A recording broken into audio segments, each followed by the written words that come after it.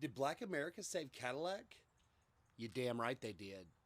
This story's so good, I'm gonna need a little music.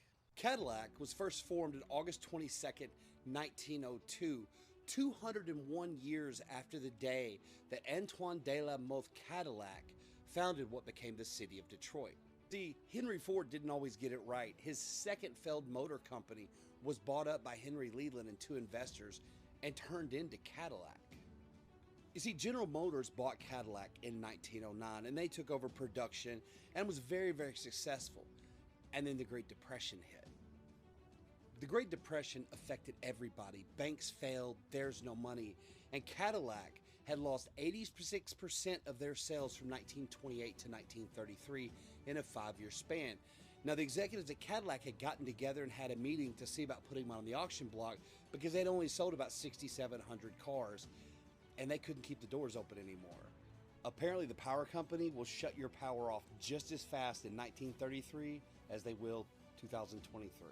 Now, Cadillac is faced with a real dilemma, but in walks a gentleman named Nicholas Drostad, a German-born mechanic who worked for Cadillac.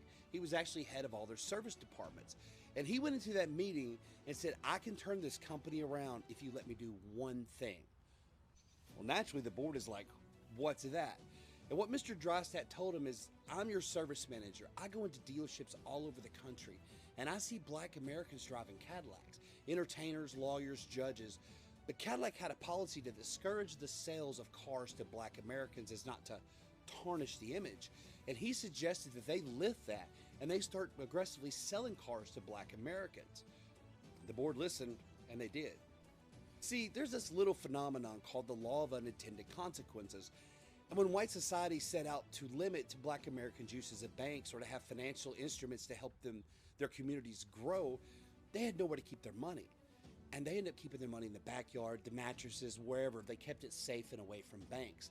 So when the banks failed and millions upon millions of white members of society lost all their money, a lot of Black Americans were doing okay.